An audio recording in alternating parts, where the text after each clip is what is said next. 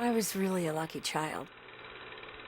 I used to lie awake in my bed at night and think, why do I have such great parents? Why do I have enough food to eat? Why am I so fortunate? And I knew that I owed something back.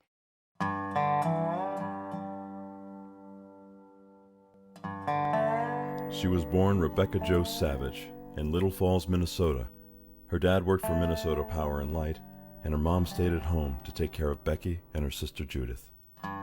Even then, Becky had an unmatched energy and passion for life. She loved music, horseback riding, even hunting with her dad.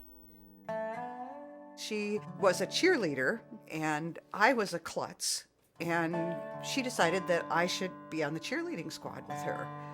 And so she actually worked with me and worked with me and worked with me, and guess what?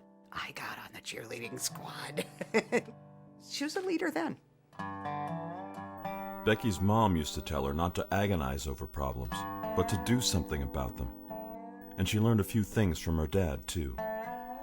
My father used to say, Becky, I know you want to change the world, but you do not leave a debt on to the next generation. He was my older brother. I was 18 years old. It's like, you're going to marry my brother? Are you nuts? Drawn together by their shared passion for social justice, Becky and Jean Lourey married and started a family. My oldest son, Tim, once said that he spent his formative years in the back seat of a Dodge Monaco station wagon because we took him to so many walks for justice and so many marches.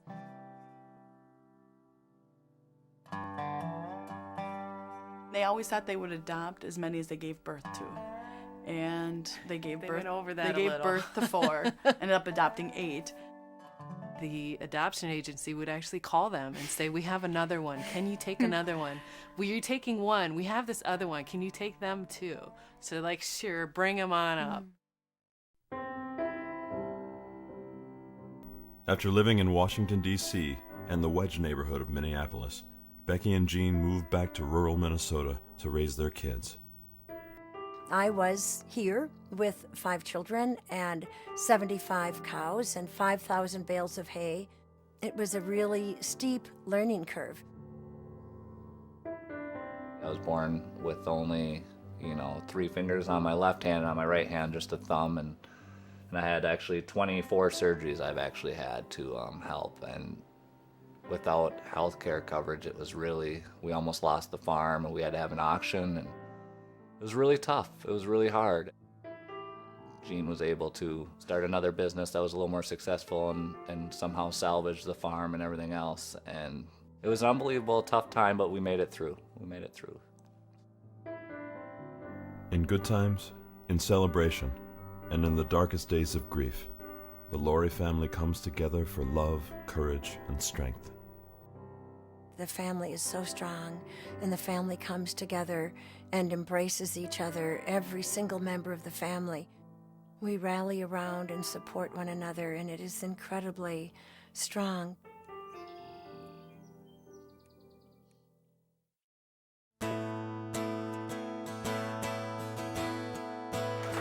Becky has a record of beating the odds.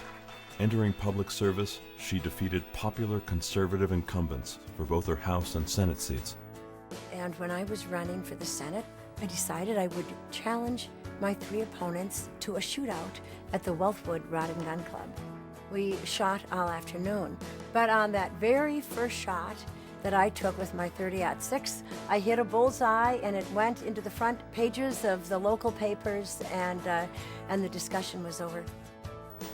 A distinguished legislator, Becky holds a leadership position in the Senate and co-authored Minnesota Care. Becky walks her talk. She and Jean run several successful companies that use renewable energy and provide their employees full health benefits and on-site daycare.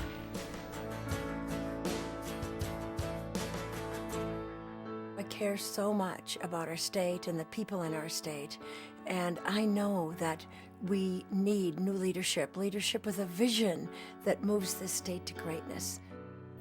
Becky Lourey has a plan to offer affordable health care coverage to all Minnesotans by 2010, without new taxes. Becky Lourey has a plan to help every child succeed, and to create the most skilled workforce in the nation. Becky Lourey has a plan for energy independence by 2030 to make Minnesota a world leader in renewable energy and to reduce congestion and pollution on our state's roads. Becky Lourey has a vision for Minnesota to create the best economy in the nation and the highest quality of life in the world.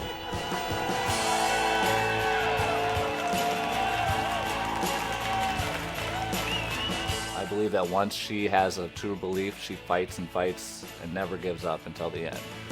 We win when we endorse a candidate with character and real life experiences. She's the perfect candidate as far as I'm concerned. And she's a woman. I am prepared to lead this state so that we do not pass social strife or debt or a crumbling infrastructure on to the next generation. She can be the governor of Minnesota.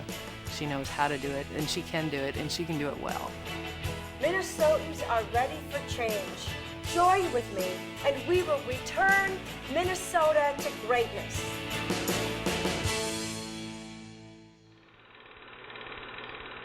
We have a huge responsibility for this short time that we're here to make a difference.